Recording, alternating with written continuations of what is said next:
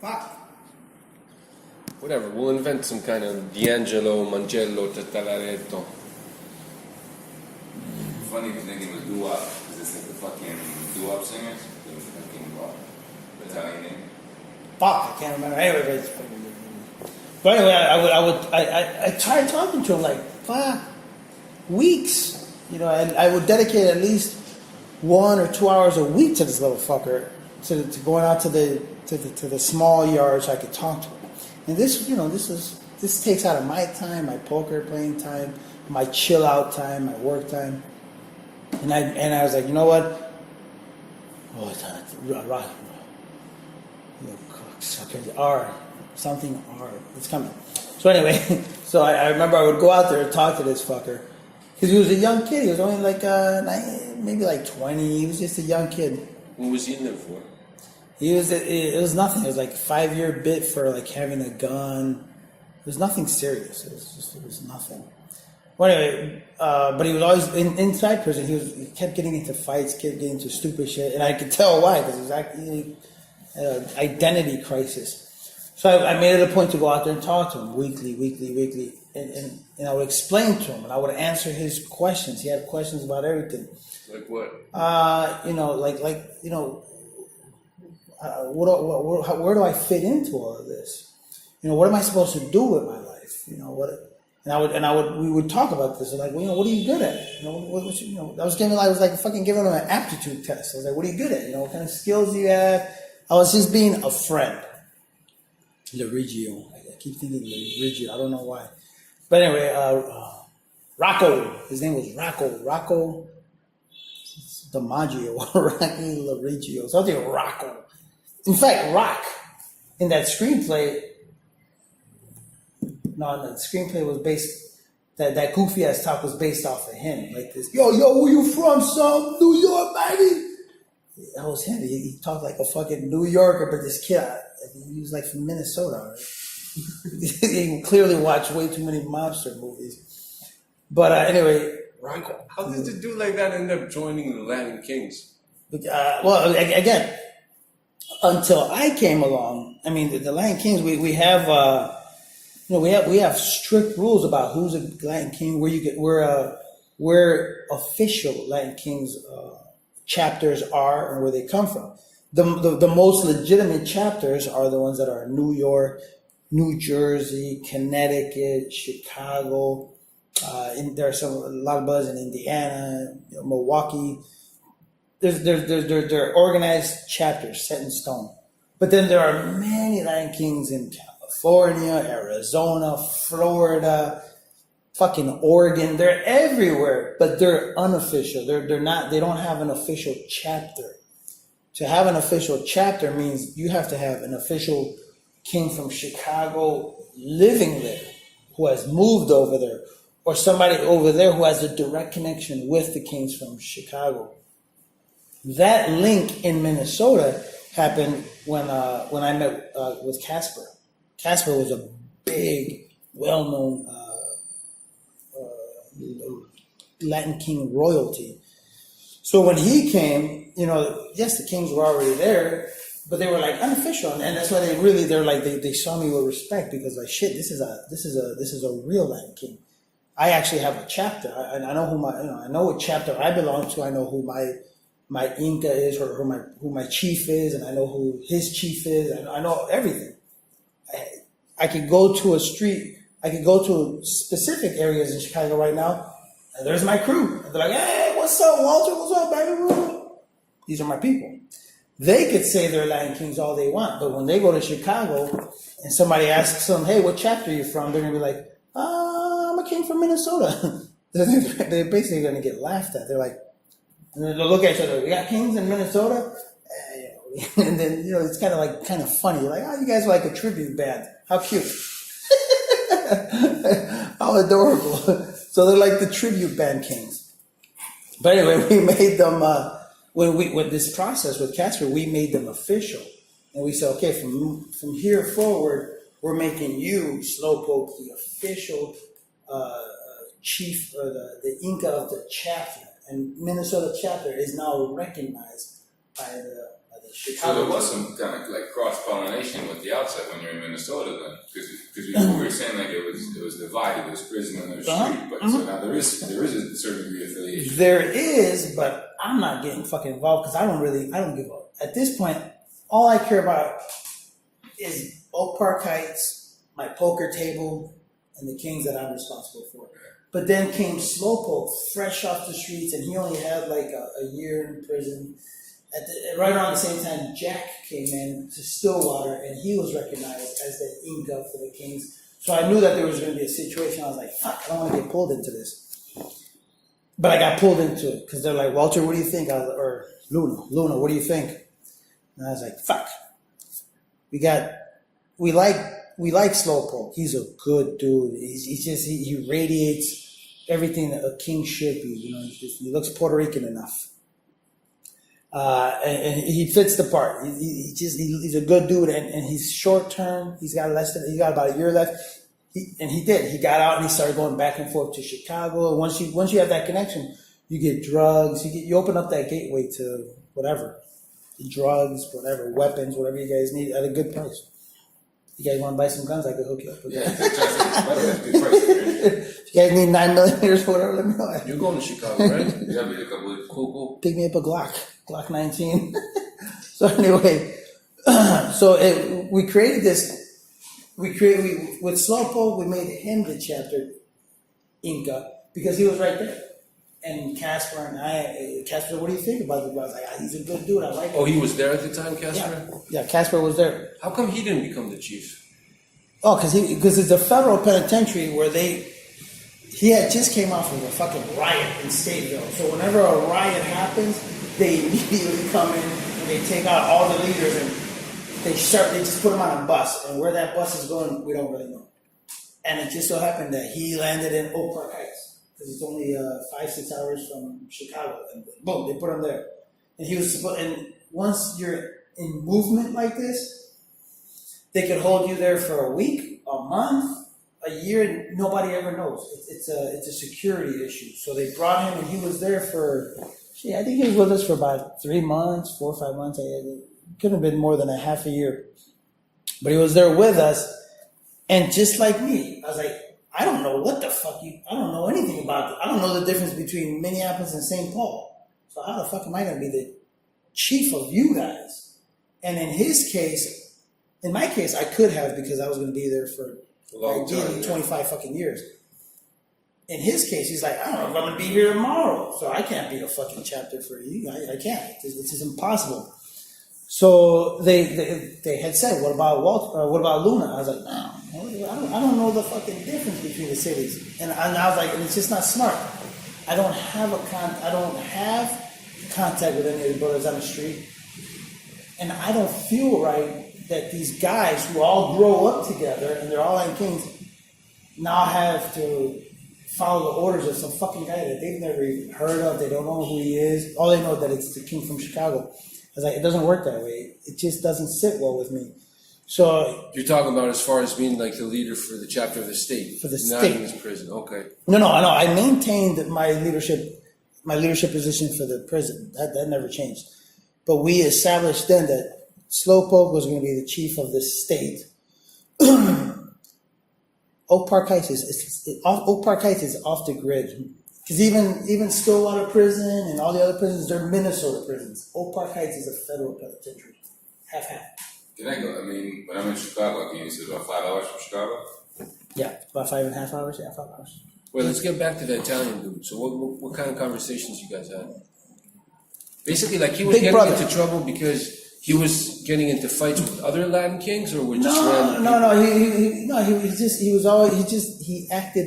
He acted like a goofy little kid with an identity crisis, and they didn't know how to talk to him. So I was trying to Like talk. what kind of shit would he do? Like like sitting in the fucking TV, or like, for example, walking around with his fucking pants halfway down his ass, with his underwear showing and all that shit. I mean, I used to sag a little bit, just a little bit. But he used to like wear his pants down here and you go, yo, nigga, what up, my nigga? He's like this, he's just swinging back and forth. Like, yo, that's my shit right there. yo, motherfucker, don't do it. And it's just embarrassing. And then other people would be like, man, king? That's a king? Or they would tell me that, man, that's one of your kings. And all my kings are usually like this. Like if we go into the TV room, we're stoic. We just, whatever we're watching, we just stand there. We're folded up, right hand over the left. And we're stoically just watching whatever we're watching. And if something's funny, you go, it's just funny. And if the shit's sad, you go, the shit's sad. But you're not gonna be like, oh my God, which is what everybody else is like. They're watching whatever, and they're like, ah! Or they're like, oh! Or like, ooh! We were just more stoic. So that's what we were recognized as. We were just like stoic, more serious kings. Like the gang members. So what other shit did that dude do? So this kid would act like he'd act like a black guy or like a little, a little wigger. So he acted like a little wigger. Every we'd laugh at these guys, these little white guys who acted like they were black. The blacks would fucking laugh at them. The Latinos would laugh at them. We'd all laugh at them. Fucking poor kids, they didn't belong anywhere. No, they didn't. It was so hard. Like there was always 4 or 5 of them in the prison. And it was just they were the laughing stock. And I was like, hey, Rocco can't be one of them. So I would be like, Rocco, look at that guy. That's you, bro. Yo, nigga, that ain't me. I'm like, look at the way you're talking. That's how look at him. That's how he talks. He's a fucking rapper, bro. You're not ever gonna be a fucking famous rapper. You gotta stop with this shit. You gotta accept that you want to be Lion King. You gotta start acting like it. Like you're not gonna be a fucking rapper. You're right. And at that point, Slowpoke and all these buds, they that's all they did. They listen to fucking rap music. I come from Chicago where we listen to house music.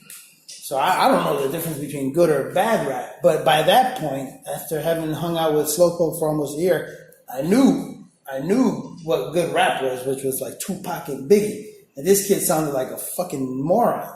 There was just no rhyme, there was no beats. And I know he was just young and he didn't know his place. He wasn't sure of himself. How long was he in for? 5 years, you said? Yeah, he had a 5-year bit. So he was probably going to be down for like about 3 years. Couldn't have been that much. He's out there right now somewhere. So anyways, I tried talking to him. Meanwhile, as I'm talking to him, at the same time, I was getting through to him.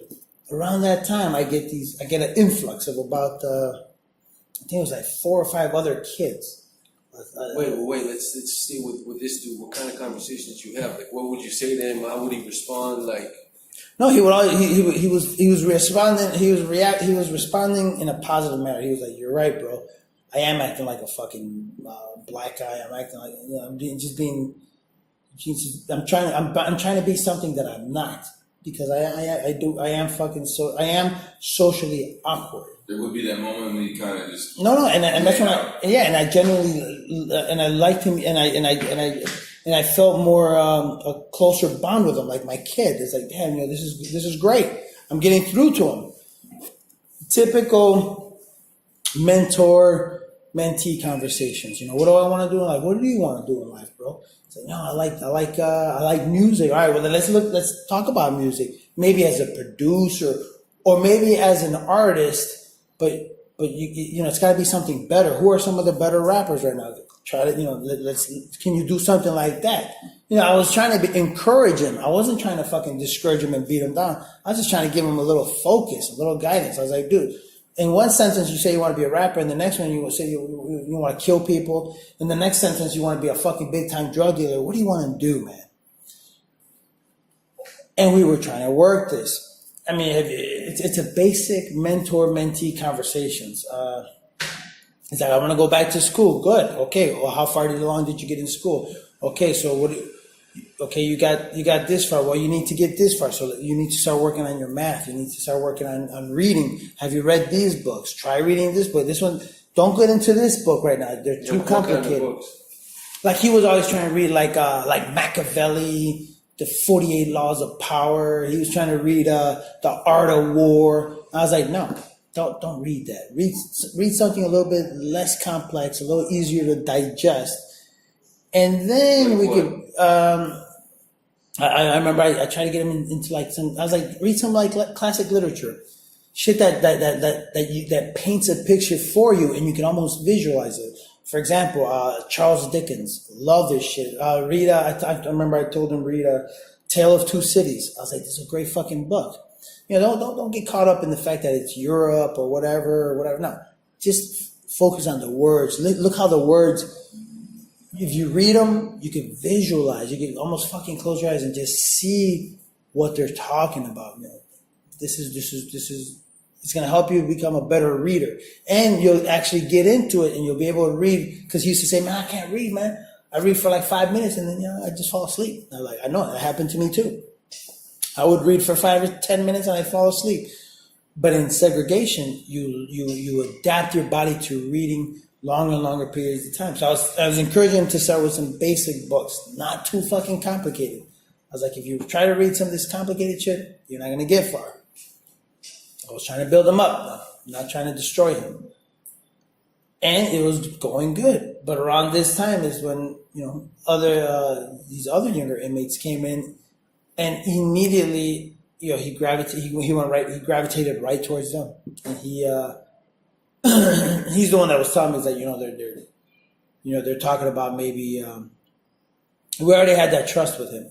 We had already established that trust. And I remember him telling me, he's like, man, these brothers don't like the way you run things.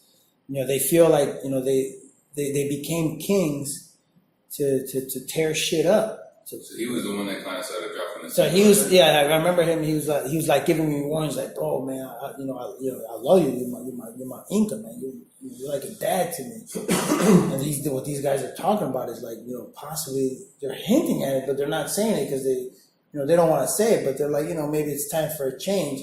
But, I know that they're not going to try to vote you out because the majority of the kings want, they love you as the fucking Inca.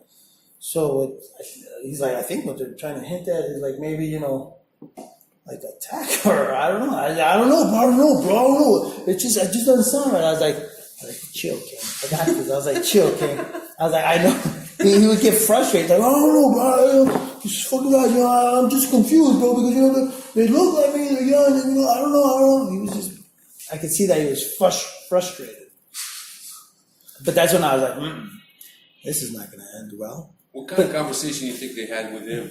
Like, how did those conversations go? Why the fuck, man? We didn't get into it again. We're not Lion Kings to be fucking nerds, to be in school, to hear this guy always telling us, preaching that we should be in school and that we should take anger management classes and all that, man. Fuck that. No, I was. No, I'm talking like what would they talk about? Like it was part of the conversation that like Walter had said. Yeah. No. In general, all the King brothers talked among themselves about the way I was, and I was always promoting, be level-headed, be very precise in your decision making and the actions you take, and just like I do, take any type of programming that's available. Why? Because even if it's fucking parenting classes, I have no fucking kids, but you could always take something out of that. I used to tell them, you're gathering information, and the more information you have, the better you're gonna be able to make decisions. It just makes you a better thinker and makes you a better. It puts you in a better position to make better decisions. And I would tell this to all the cell house jefes, to my council, to my cacinca, which is some positive shit, which is good shit. Think better. So you think that's what they were harping on with No, what pissed everybody off was that they were extorting the young bucks. There was like four or five of them, and they were trying to draw Rocco into it, and he got drawn into it. They started extorting. I think they were extorting some child molester. They were making him. They were sending him to canteen. I think they were taking money from him. So every week they were making him give up a certain amount of money. And somebody said something to me like, man, they're extorting that dude over there. And I was like, who's extorting? Like, the Kings. The Kings are extorting that rapo or that chomo or something. Chomo's a child molester. So they're extorting that motherfucker. So I was like, my Kings are extorting somebody? I was like, that's weird. So I remember I asked whoever the Where the Cell House? Oh, the Cell House chick right there. She's sunbathing. Look, she's taking out her. She's taking off her top. Oh, she just took off her bottom. That's it. Remember the ladder that she just took off her bottom? She's taking a lot. She was You got getting knife for some it. sun Well, on her ass. Oh. What is going on? Kind of buoy? is that a movie? She just took off her. Then she's hot. Yeah. Welcome to Cartagena. Anyway, so No, let's continue. We digress. day 3, back to the plaza. Give me another cigarette, bro. You've got 3 cigarettes in your mouth. I'm all right. Give me another one. Waterboarding this guy. So anyway, so I found out that they were extorting, and I sent a message over there. I don't know who the Cell House Jefe was at that time, but I said, what the fuck is going on? And they're like, man, I can't control these kids. I can't control them. They outnumber me, and I'm trying to tell them we can't do this, and they're trying to tell me, why the fuck can't we do this? We're Latin Kings. We do whatever the fuck we want. And I was like, man, explain to them. We have fucking laws. They're breaking the laws. They're gonna get violated. What kind of laws like are they breaking as far as like the Latin King Constitution? Like how Yeah, did you? you can't extort people. It's in the In Constitution. the Constitution, you can't. We don't do that shit. We don't steal.